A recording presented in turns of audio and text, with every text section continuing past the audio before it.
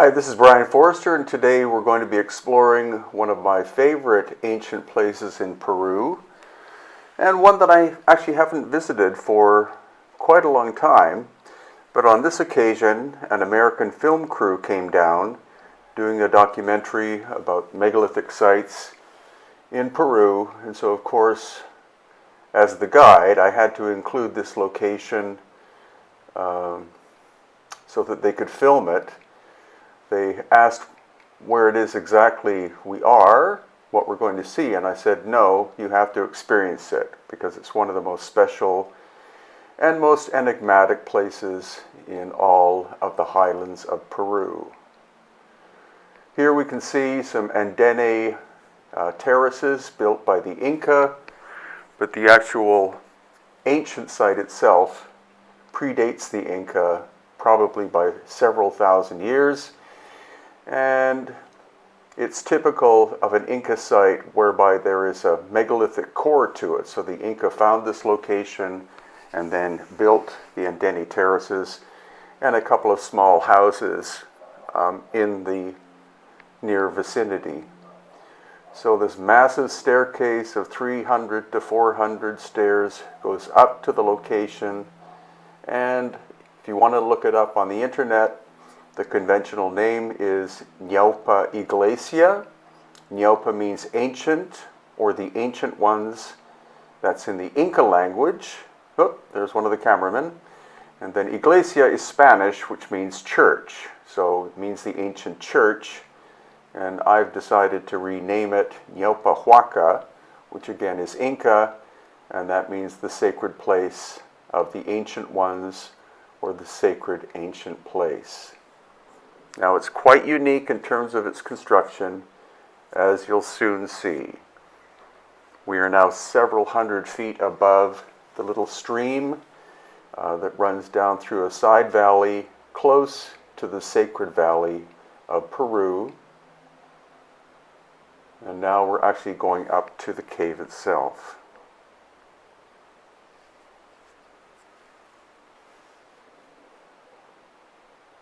So already you can see an interesting ancient thing on the left-hand side. Sorry, the right-hand side. On the left-hand side, these are Inca constructions. And as you can also see, it's a natural cave.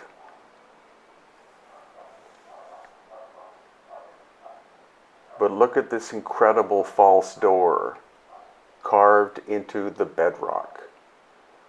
And this three-level depression in a large piece of stone.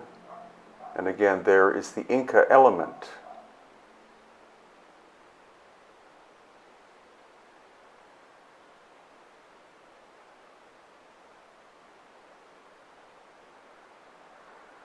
So here, what I call the false door,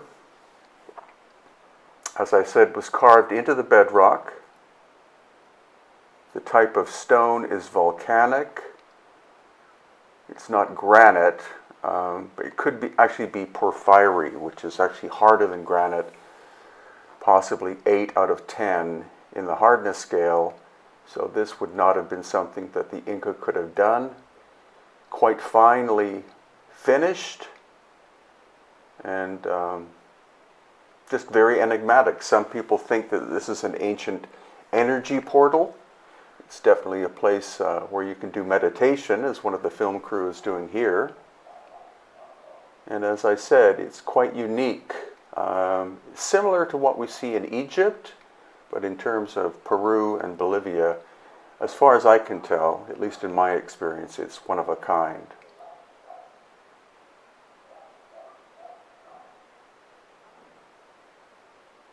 The acoustic properties of the false door are really quite interesting. And then this other component here was likely used by the High Inca for meditation and other purposes. But this is the actual Inca construction.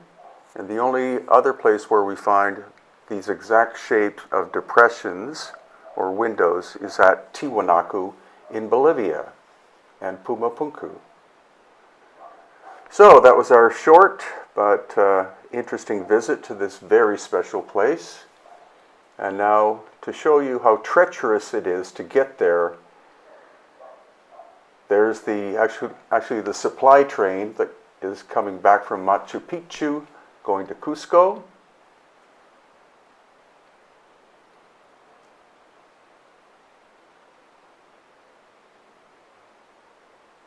And looking down to where the little stream is, the main road and the train tracks, and the treacherous staircase that I have to descend. This is actually the small section of stairs.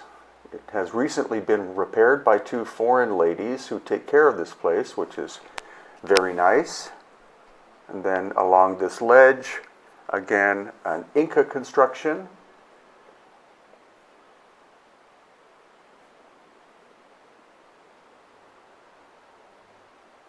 And now the long staircase.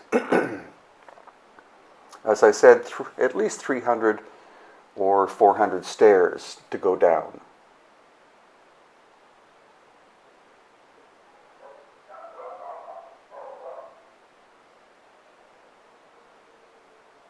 And that's looking back up with one of the documentary cameramen coming down.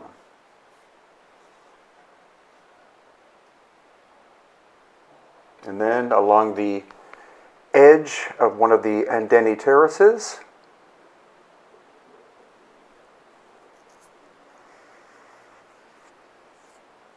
and if you look very carefully, the white object in the middle is the van that we rented.